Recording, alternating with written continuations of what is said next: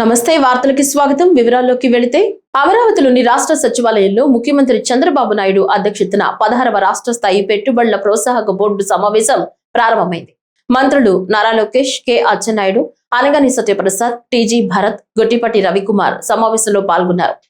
SIPB సమావేశానికి మంత్రులు కందుల Durgesh, Narayana, Vasamsetti Subhash, BC Janardhan Reddy, CS Sai Prasad సహా ఆయా శాఖల ఉన్నతాధికారులు హాజరయ్యారు. పరిశ్రమలు, విద్యుత్, పర్యాటకం, ఫుడ్ ప్రాసెసింగ్ రంగాల్లో వేరువేరు పెట్టుబడి ప్రతిపాదనలపై ఎస్ఐపిబి సమావేశంలో చర్చ జరుగుతోంది.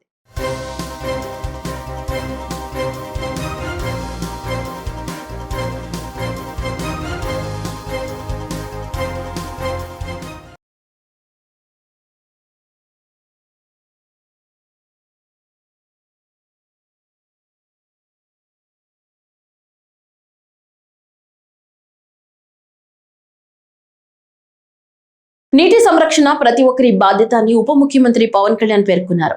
గ్రామీణ త్రాగునీటి సరఫరా వ్యవస్థలో జలవనరుల స్థిరత్వంపై కానూరులో వర్క్ షాప్ ను ప్రారంభించారు. కానూరులోని AP state institute of rural development భవనంలో పంచాయతీరాజ్, గ్రామీణాభివృద్ధి శాఖల ఆధ్వర్యంలో గ్రామీణ త్రాగునీటి సరఫరా వ్యవస్థలో జలవనరుల స్థిరత్వంపై ఒకరోజు వర్క్ షాప్ ప్రారంభమైంది. ఈ కార్యక్రమాన్ని ఉప ముఖ్యమంత్రి పవన్ కళ్యాణ్ జ్యోతి ప్రజ్వలన చేసి ప్రారంభించారు. ఈ సందర్భంగా మాట్లాడుతూ జలమే జీవం, జీవమే జల సంరక్షణకు మూలం అనే భావన ప్రతి ఒక్కరిలో రావాలన్నారు. ఇళ్లలో వాడిన నీటిని తిరిగి భూమిలోకి పంపే చర్యల నుంచి వాగులు, వంకలు, నదుల ద్వారా సముద్రంలో వృధా అవుతున్న నీటిని కాపాడుకోవటం వరకు సమగ్ర చైతన్యం అవసరమని సూచించారు. భూమిపై మనిషికి అవసరమైన త్రాగునీటి వనరులు చాలా పరిమితంగా ఉన్నాయని, వాటిని సంరక్షించకపోతే భవిష్యత్ తరాలకు అన్యాయం చేసినట్లేనని ఆవేదన వ్యక్తం చేశారు. This calls for focused interventions like spring shed rejuvenation to ensure sustainable water supply. It is also observed that some rural water supply systems were implemented without identifying dependable and sustainable sources, leading to non-functional systems. This highlights the importance of scientific planning and evidence-based source identification. We must strengthen technical capacity, adopt modern tools, and establish standardized protocols.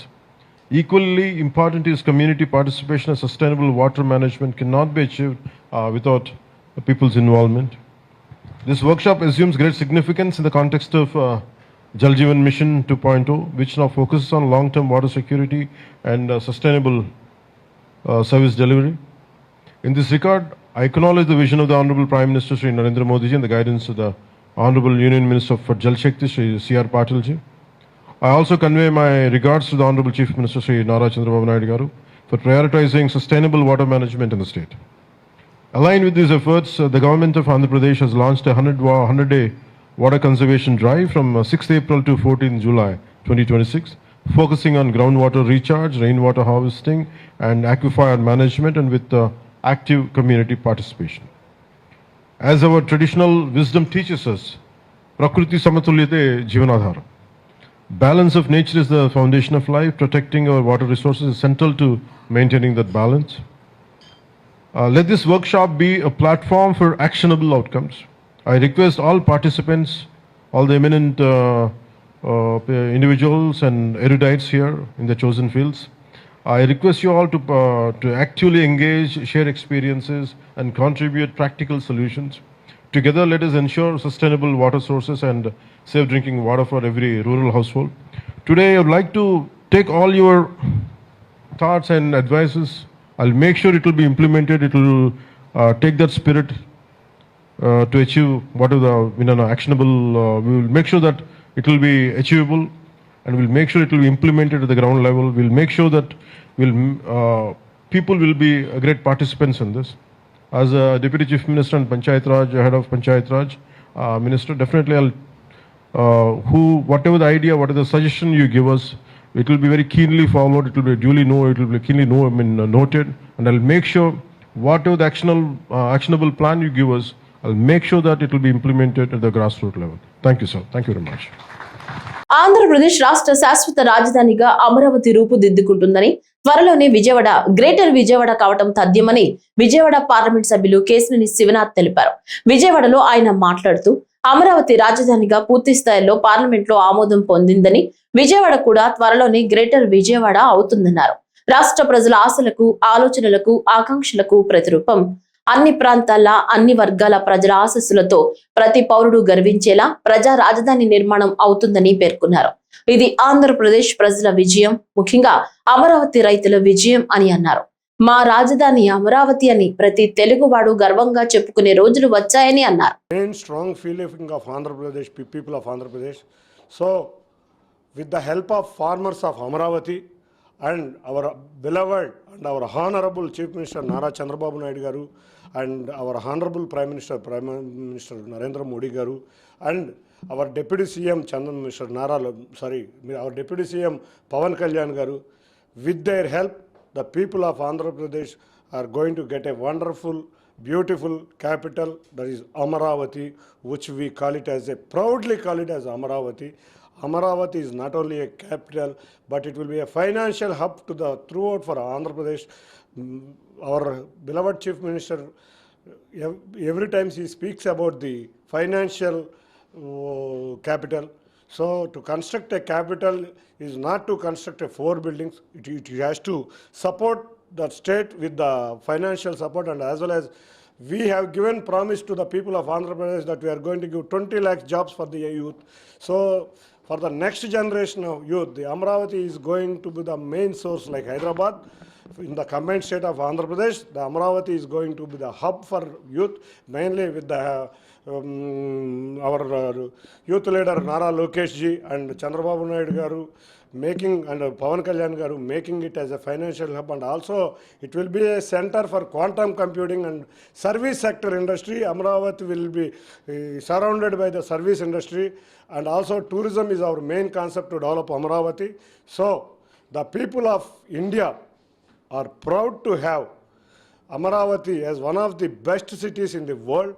So that is the reason all the parties in the Parliament, both the Rajya Sabha and Lok Sabha, has unanimously supported the capital Amaravati. We thank each and every party. So people of India are very much interested to see Andhra Pradesh Amaravati as Andhra Pradesh capital. So we thank each and everyone who supported the bill. And yesterday night, the Gazette notification was given after the bill went to Rashtrapati Bhavan, after our honorable President have signed that bill, and the central government has issued the Gazette notification. The final chapter of Amaravati was also closed. So this is the happiest day for our people of Andhra Pradesh.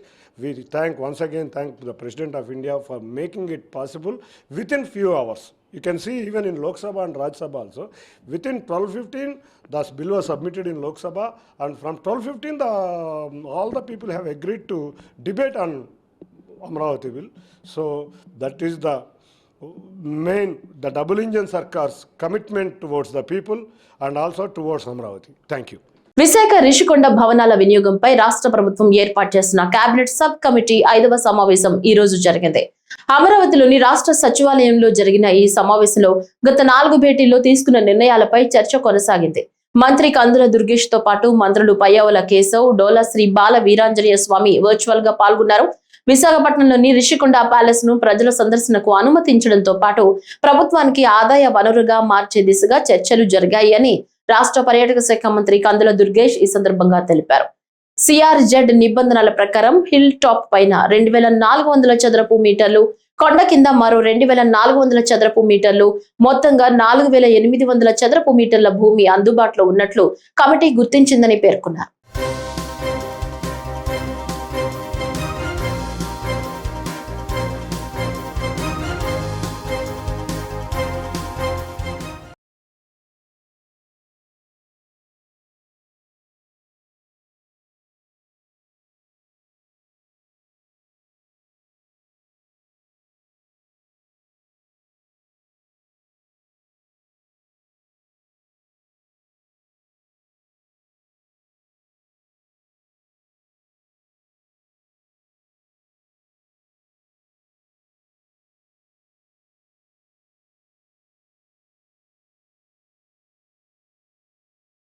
అభివృద్ధి సంక్షేమానికి రాష్ట్ర ప్రభుత్వం కట్టుబడి ఉందని రాష్ట్ర ప్రభుత్వ whip MLA Yarlagadda Venkatrao స్పష్టం చేశారు.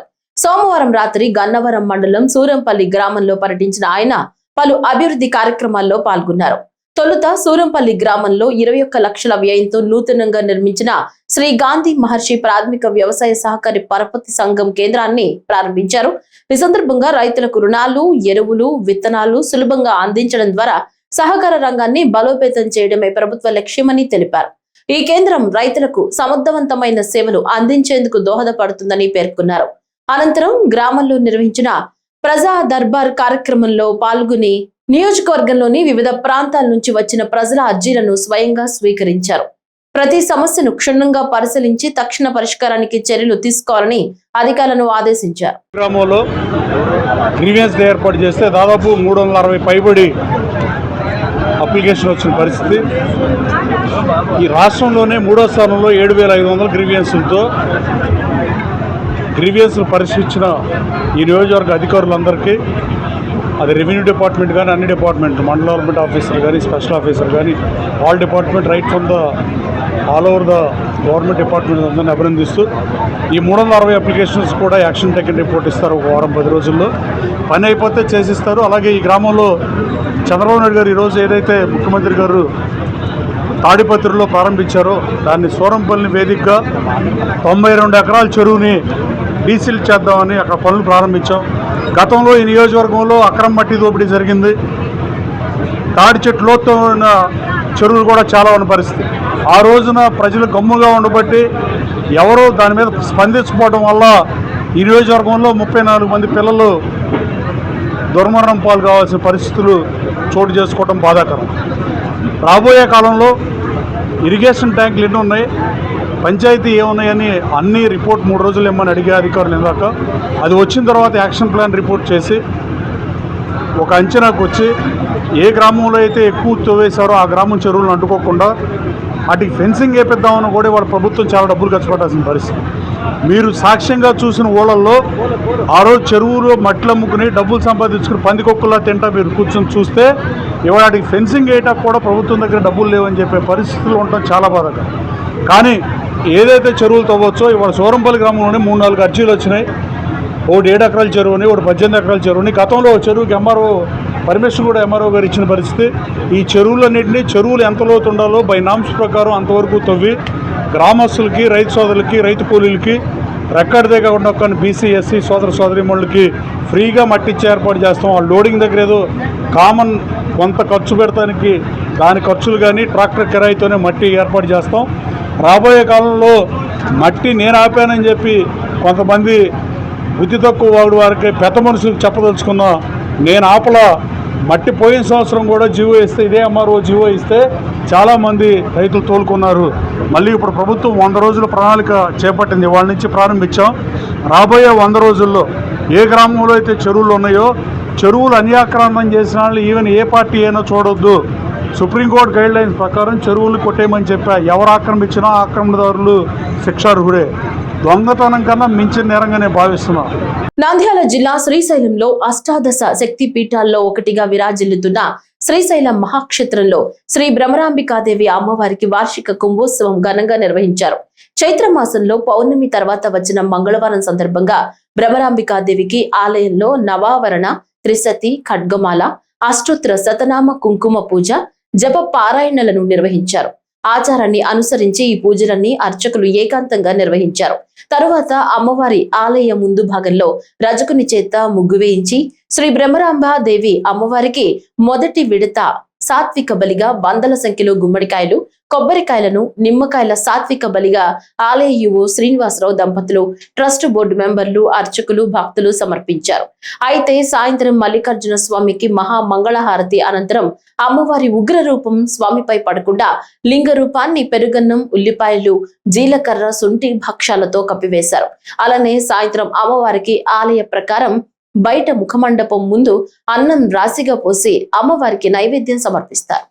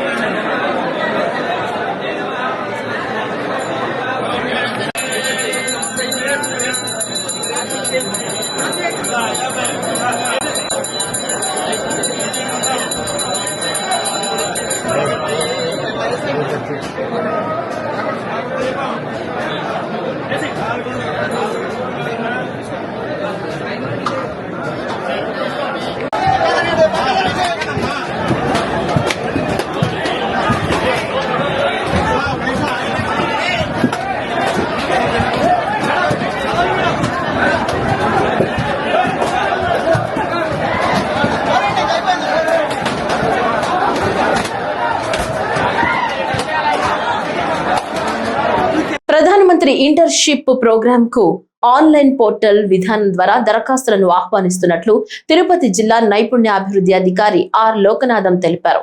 తిరుపతి కలెక్టరేట్ లో మాట్లాడుతూ యువతకు కేవలం చదువే కాకుండా పని అనుభవం కల్పించాలనే లక్ష్యంతో ప్రధానమంత్రి ఇంటర్న్షిప్ ఫేజ్ 3 పథకాన్ని కేంద్ర ప్రభుత్వం అమలు చేస్తుందన్నారు. యువతకు కార్పొరేట్ స్థాయిలో అనుభవం, నైపుణ్యాలు పెంపొందించేందుకు పీఎం ఇంటర్న్షిప్ పథకం దోహదపడుతుందని ఏప్రిల్ 15వ తేదీలోపు ఆసక్తి గలవారు దరఖాస్తు చేసుకోవాలన్నారు.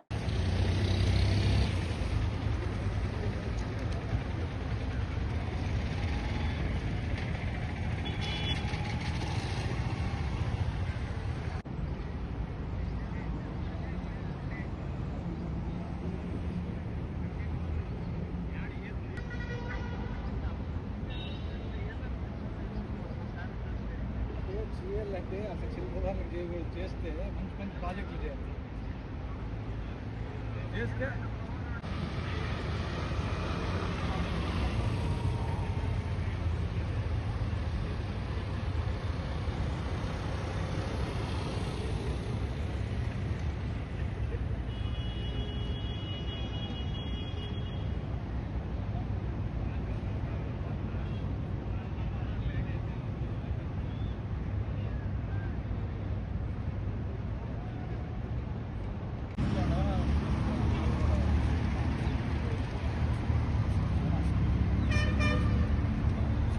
నగర మాజీ మేయర్ కోవెలముడి రవీంద్ర కార్యాలయంలో టీడీపీ దళిత నాయకులు పదమల జీవన్ ఆధ్వర్యంలో బాబు జగ్జీవన్ రామ్ జయంతి వేడుకలు నిర్వహించారు. ఈ సందర్భంగా టీడీపీ గుంటూరు పార్లమెంట్ నాయకులు సాల్మన్ రాజు, పట్టణ ఎస్సీ సెల్ అధ్యక్షులు యాకోబు మాట్లాడుతూ దేశ రాజకీయాల్లో ఆయన చేసిన సేవలు, బడుగు బలహీన వర్గాల కోసం చేసిన కృషి, ఆయన పడ్డ శ్రమ నేటితరం గుర్తుంచుకుని ఆయన అడుగుజాడల్లో నడవాలని తెలిపారు.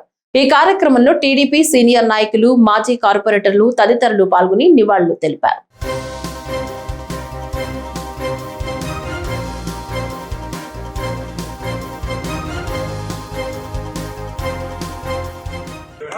Happy birthday, Dr. Babu Jagjeevan Rao. Happy birthday కేవల పార్టీ ప్రతినిధి డాక్టర్ బాబు జగజీవన్ రావు గారు. హ్యాపీ బర్త్డే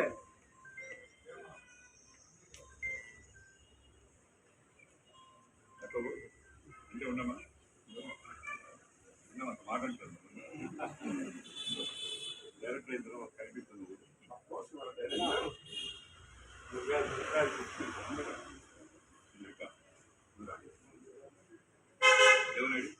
నాగులపల్లి జంక్షన్ వద్ద జరిగిన రోడ్డు ప్రమాదానికి సంబంధించిన సీసీటీవీ విజువల్స్ ప్రస్తుతం వైరల్ అవుతున్నాయి.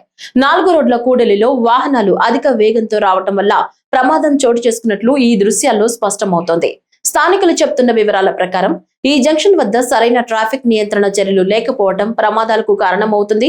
ముఖ్యంగా స్పీడ్ బ్రేకర్లు లేకపోవడం వల్ల వాహనాలు వేగంగా దూసుకెళ్తున్నాయని వారు అంటున్నారు. స్పీడ్ బ్రేకర్లు ఏర్పాటు చేసి ఉంటే వాహనాల వేగం తగ్గి ఈ ప్రమాదం తీవ్రత తగ్గేదని, ప్రాణాపాయం కూడా తప్పించుకునే అవకాశం ఉండేదని స్థానికులు ఆవేదన వ్యక్తం చేస్తున్నారు.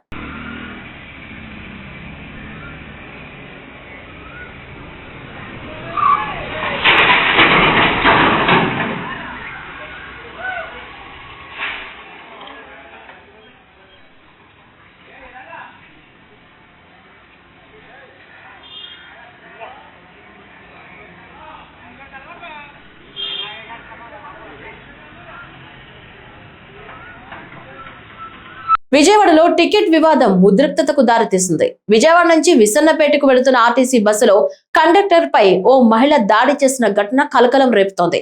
సింగ్నగర్ ఫ్లైఓవర్ సమీపంలో టికెట్ తీసుకోవాలని కండక్టర్ కోరగా ఆధార్ కార్డులపై వివాదం చెలరేగింది. మాట పెరగడంతో మహిళ కండక్టర్ కు చెంప పగలగొట్టింది. దీంతో బస్సును నున్న పోలీస్ స్టేషన్ కు తరలించారు. తాను అసభ్యంగా మాట్లాడడంతోనే దాడి చేశానని మహిళ చెప్తుండగా తాను కేవలం టికెట్ మాత్రమే అడిగానని కండక్టర్ వాదిస్తున్నాడు. ఈ ఘటనపై పోలీసులు విచారణ చేపట్టారు.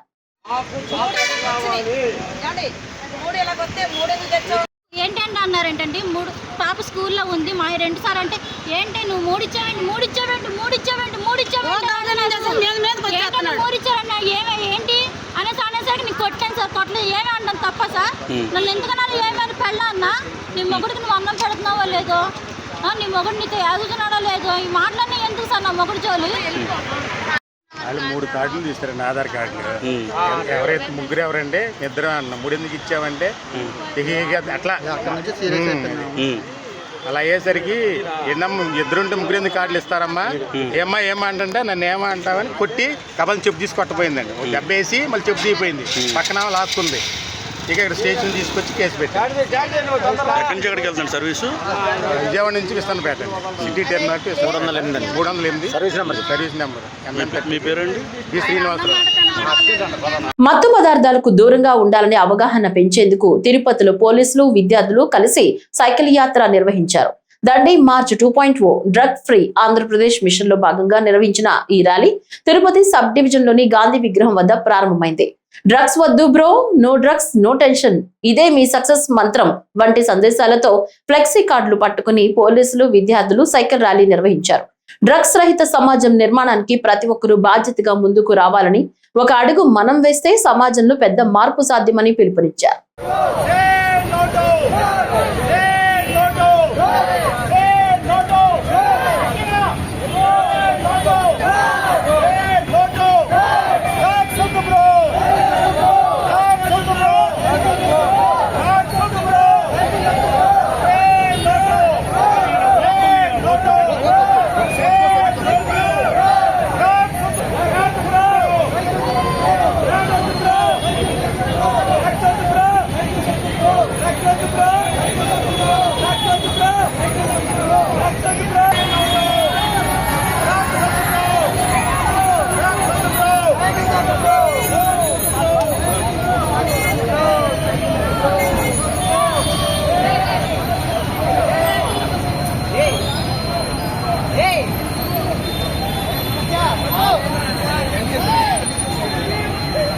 వైఎస్ఆర్ కడప జిల్లాలో జలధార కార్యక్రమాన్ని విజయవంతంగా అమలు చేయాలని జిల్లా కలెక్టర్ డాక్టర్ శ్రీధర్ చెరుకూరి అధికారులను ఆదేశించారు. సోమవారం సాయంత్రం జిల్లా కలెక్టరేట్ లో జరిగిన సమన్వయ సమావేశంలో మాట్లాడుతూ భూగర్భ జలాల పెంపు మరియు నీటి భద్రతే ఈ కార్యక్రమం ప్రధాన లక్ష్యమని ఆయన తెలిపారు.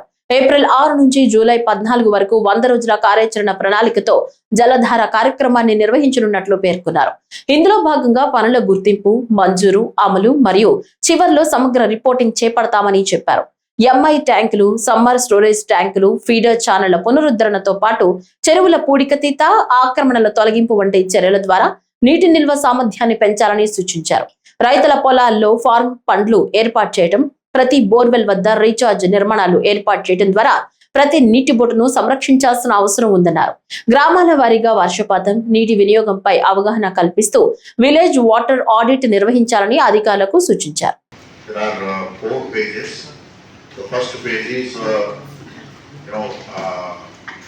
Basically identifying the various water bodies and then channels, and then identifying the what kind of activities, works are required and all that. Okay. So ఇది మొదటి ఫేజ్. అంటే ఈ మొదటి ఫేజ్లో గ్రామ స్థాయిలో ఏవైతే మనకి టీమ్స్ ఉన్నాయో, ఆఫీసర్స్ కానీ, ఇంజనీర్స్ కానీ, అదేవిధంగా అక్కడ ఉన్నటువంటి వాటర్ యూజర్ అసోసియేషన్స్ని, అలాగే ప్రజల్ని, రైతుల్ని అందరినీ కూడా ఒక సమావేశం పెట్టుకొని ఆ సమావేశంలో ఏం చర్చించాలి అని అంటే, ఫస్ట్ ఆ గ్రామానికి సంబంధించి water audit or water budget ఏముంది అనేది. అంటే ఆ గ్రామానికి నీరు ఎలా వస్తుంది, నీరు ఎలా పోతుంది. సో దానికి సంబంధించి DD ground water will prepare village wise water audit or water budget reports and give it to all. ఎప్పటికి ఇస్తారు మీరు DD గారు? ఆ 2000 హెక్టార్స్లో 2 రకాలుగా లేదా 3 రకాలుగా నీరు ఆ గ్రామానికి వచ్చే అవకాశం ఉంటుంది. సో మొదటిది వర్షం ద్వారా, సో ఆ ప్రాంతాన్ని బట్టి రెయిన్ఫాల్ అనేది వేరీ అవుతుంటుంది. సో ఒక ప్రాంతంలో 700 ఉండొచ్చు, 560 ఉండొచ్చు, 780 ఉండొచ్చు. సో సంవత్సరానికి ఒక యావరేజ్ రెయిన్ఫాల్ అనేది ఆ గ్రామానికి మీ అందరికీ కూడా తెలుసు. ఆ డేటాను బట్టి మీరు arrange what is the rainfall receiving in that village.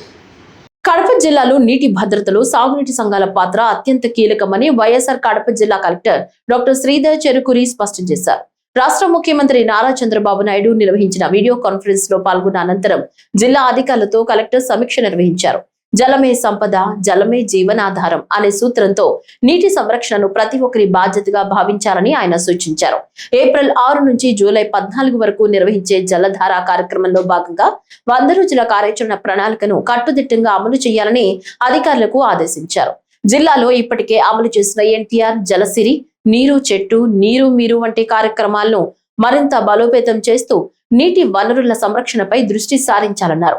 వాగులు, చెరువుల అనుసంధానం, వర్షపు నీటి సంరక్షణ, సూక్ష్మ సేద్యం, కొత్త ఆయకట్టు అభివృద్ధి వంటి అంశాలను ప్రాధాన్యతగా తీసుకోవాలని సూచించారు.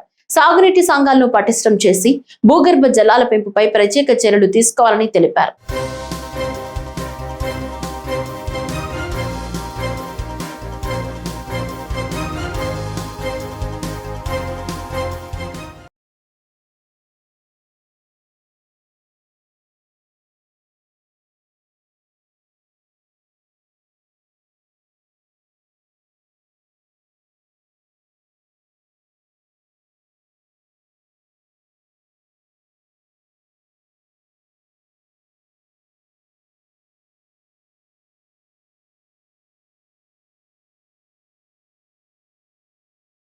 కడప నగరంలోని ప్రాచీనమైన అమీన్ పీర్ పెద్ద దర్గాలో రాకాస చిత్ర బృందం ప్రార్థనలు నిర్వహించారు.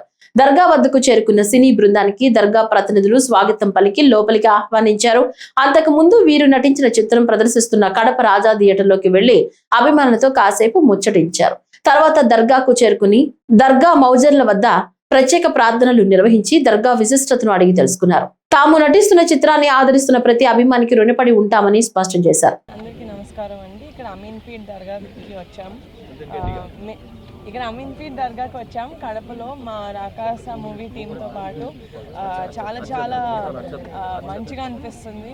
లాస్ట్ టైం కూడా మా మూవీ కమిటీ కుర్రోళ్ళకి కూడా చాలా పెద్ద టీంని వేసుకొని ఇక్కడ దర్శనం చేసుకోవడానికి వచ్చాం. చాలా మంచిగా అనిపిస్తుంది. And thank you so much మమ్మల్ని సపోర్ట్ చేసినందుకు. అండ్ ఈ దర్గా బ్లెస్సింగ్స్ మాకు ఉంటాయి అనుకుంటున్నాను. Thank you. ఈ దర్గా విషయం చాలా హ్యాపీగా ఉందండి. నేను ఫస్ట్ టైం ఒక దర్గాకి వచ్చాను. ఫస్ట్ టైం అన్నీ మాతో చేయించడం చాలా హ్యాపీగా, చాలా పాజిటివ్ వైబ్ ఉందండి. సినిమా రిలీజ్ అయిన దగ్గర నుంచి మాకు అంత పాజిటివ్ జరుగుతుంది. కడప దర్గా కూడా రావడం జరిగింది. So very happy. ఇదే సక్సెస్ ఇంకా కంటిన్యూ చేయాలని మేము సక్సెస్ టు స్టార్ట్ చేసాం. రాయలసీమ స్టార్ట్ చేసి వెళ్తున్నాం. So thank you so much. Very happy. అందరికీ నమస్కారం అండి. వచ్చిన మీడియా మిత్రులందరికీ నమస్కారం. ఈరోజు అమీన్ పీర్ కడప దర్గాకి రావడం జరిగింది. ఎప్పటి నుంచో వింటూ చూస్తూ ఉన్నాను. చాలా పవర్ఫుల్ దర్గా అని చెప్పి ఏఆర్ రెహమాన్ గారు వాళ్ళు రావడం, చాలామంది సినిమా స్టార్స్ కూడా ఇక్కడ రావడం జరిగింది. సో ఈరోజు రాయలసీమ రాకాస సక్సెస్ టూర్లో భాగంగా కడపలో రాజా థియేటర్కి వచ్చి అటు దర్గాకి రావడం జరిగింది. ఆయన ఆశీస్సులు ఎప్పుడు మాకు ఉండాలని, ఇంకా ముందు మేము చేయబోయే సినిమాలన్నింటికి ఆశీస్సులు ఉండాలని మనస్ఫూర్తిగా కోరుకుంటూ థ్యాంక్ యూ సో మచ్. ఇక్కడ అమీన్ పీర్ దర్గాకి రావడం జరిగింది. ఈరోజు చాలా సంతోషంగా ఉన్నాను. జస్ట్ ఈరోజు విన్నాను. నాకు ఈరోజే తెలిసింది ఈ దర్గా గురించి నిహాగా చెప్పిన తర్వాత. కానీ చాలా పవర్ఫుల్ అని అన్నారు. కానీ అక్కడ వెళ్ళిన తర్వాత నేను గట్టిగా ఏడ్చేసాను. సో నిజంగానే చాలా పవర్ఫుల్, చాలా పీస్ఫుల్గా ఉంది. And I hope the blessings are always with us. అంతే మేడం. రాకాస సినిమా పైలే హాయ్ ముందు హాయ్ సినిమా ఉంది కదా, ఇప్పుడు రెండో సినిమా ఇది రెండో సినిమా ఫోర్త్ ఎలా ఉంది? విష్ణు విన్యాసం అన్నీ చేశారు. సో ఇప్పుడు లైక్ ఇట్స్ ఫీలింగ్ గుడ్. ఎందుకంటే సక్సెస్ తర్వాత ఇది టూర్ ఈరోజు మా ఫస్ట్ డే. సో రాయలసీమ నుంచి మొదలు పెట్టేసాము. Honey, yeah, it's going good. I hope the support is as it is that we are getting and even more in the future. Thank you so much. Kadapa corporation అధికారులపై అఖిలపక్ష పార్టీలు ప్రజా సంఘాలు తీవ్ర ఆగ్రహం వ్యక్తం చేశాయి. పన్ను వసూళ్లలో లక్షల రూపాయల బకాయిలు ఉన్న సంపన్నులను వదిలేసి సామాన్య ప్రజల్ని వేధిస్తున్నారని ఆరోపిస్తూ కడప కార్పొరేషన్ కార్యాలయం వద్ద ఆందోళన చేపట్టారు. ఈ సందర్భంగా మాట్లాడుతూ పన్నులు వసూలు చేసే సమయంలో సాధారణ ప్రజలపై ఒత్తిడి పెంచుతూ కుళాయి కనెక్షన్లు కట్ చేస్తామంటూ ఇళ్లకు తాళాలు వేస్తామంటూ బెదిరింపులకు దిగుతున్నారని విమర్శించారు. అయితే పెద్ద మొత్తంలో బకాయిలు ఉన్న సంపన్న వర్గాలు ప్రభుత్వ సంస్థలపై మాత్రం చర్యలు తీసుకోవడంలో అధికారులు విఫలమయ్యారని ఆరోపించారు. జనం నుంచి వసూలు చేసిన జనరల్ ఫండ్ ను ప్రజా అవసరాలైన రోడ్లు, కాలువలు, వీధి లైట్లు, త్రాగునీటి సదుపాయాల కోసం వినియోగించకుండా ఇతర ప్రయోజనాలకు మళ్లిస్తున్నారని మండిపడ్డారు. మురికివాడల్లో మౌలిక సదుపాయాల లేమితో ప్రజలు ఇబ్బందులు పడుతున్నారని, చిన్నపాటి వర్షానికే కాలనీలు మురికి కూపాలుగా మారుతున్నాయని తెలిపారు. అదే సమయంలో దోమల పెరుగుదలతో డెంగ్యూ, మలేరియా వంటి వ్యాధులు విస్తరిస్తున్నాయని ఆందోళన వ్యక్తం చేశారు.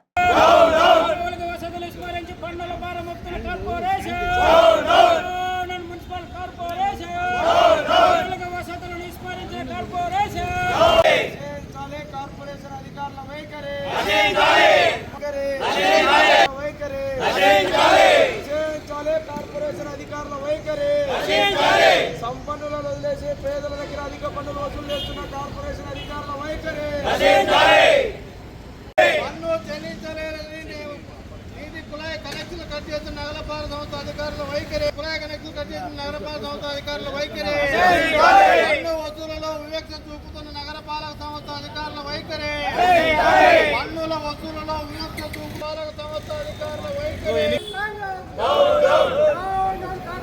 అబౌట్ 35 కోట్లు 35 crores ఉంది ఇస్తారు. ఇప్పుడు గవర్నమెంట్ మీరు కరెంట్ ఆఫీస్ క్లోజ్ చేస్తాం, వాళ్ళు మాతో మాట్లాడుకొని వాళ్ళ హయ్యర్ అథారిటీతో మాట్లాడి తీయించుకుంటారు. అది కాదు కదా. ఇప్పుడు బడా నేను ఎన్ని పే చేశానో నాకు తెలుసు కదా. మీరు యాజ్ ఏ రిప్రజెంటేటివ్స్ మీరు చెప్పండి కాదంటున్నా. 1, 2 నాకు తీసుకోరండి. ఎవరు పేదోళ్ళ దగ్గరికి వచ్చి మేము ఏం చేసామో అది కూడా నేను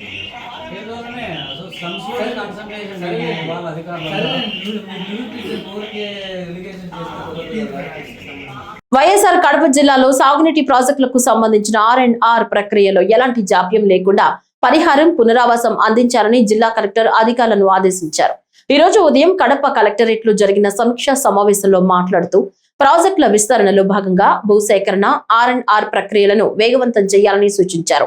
బడ్జెట్ కేటాయింపులు, అవసరాల ప్రణాళికలు సిద్ధం చేసి పూర్తి వివరాలతో నివేదికలు సమర్పించాలని అధికారులకు సూచించారు. భూసేకరణలో రెవెన్యూ, పర్యావరణ అనుమతులు, కోర్టు కేసుల పరిష్కారంపై ప్రత్యేక దృష్టి పెట్టాలని తెలిపారు. జిల్లాలో ఇప్పటికే లక్షల ఎకరాల్లో భూసేకరణ పూర్తయిందని, ఎక్కడైనా సమస్యలు ఉంటే వెంటనే తన దృష్టికి తీసుకురావాలని చెప్పారు. 4 ఎకరాలు మనకి పట్టాల్యాండ్ ఉంటే దాంట్లో అవార్డు స్టేజ్ లో 3635 ఎకరాలు ఉంది. అలాగే అవార్డు పాస్ అయి పేమెంట్ పెండింగ్ ఉన్నది 3653 ఎకరాలు ఉంది వేరియస్ ప్రాజెక్ట్స్ లో.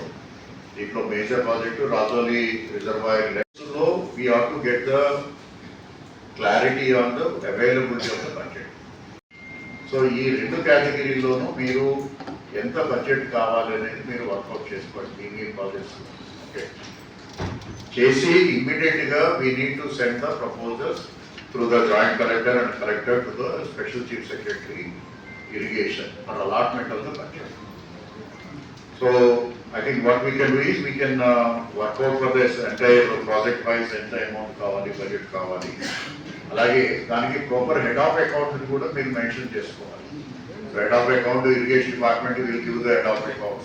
ఏ హెడ్ ఆఫ్ అకౌంట్ లో మీకు ఎంత బడ్జెట్ కావాలనేది వర్కౌట్ చేసుకోవాలి. అలాగే ఇప్పుడు మనకి ప్రియారిటైజేషన్ కూడా మనకి ల్యాండ్ ఎక్విజిషన్ పార్ట్ ఒకటైతే మీకు 3 హెడ్స్ ఉన్నాయి. ఒకటి ల్యాండ్ ఎక్విజిషన్ పార్ట్ ఒకటి, రెండోది R&R ఉంది. R&R లో కూడా క్యాష్ ఉంది, R&R ఇన్ఫ్రాస్ట్రక్చర్. సో 3 హెడ్స్ లో కూడా మీకు బడ్జెట్ ఎంత కావాలి అనేది క్లియర్గా మీరు అరైవ్ అయితే సో దాన్ని we will write to the government for allotment of the budget under the whatever budget is available. In some cases you have more amount is sanctioned under the land acquisition, but no, we are not going ahead with the land acquisition, but So we need more money under the R&R. So that the reappropriation అనేది, reallotment అనేది we can get it from the government. You each project wise, because there is no point in sending the files in important work. ఈ వార్తలు ఇంతటితో సమాప్తం. నమస్కారం.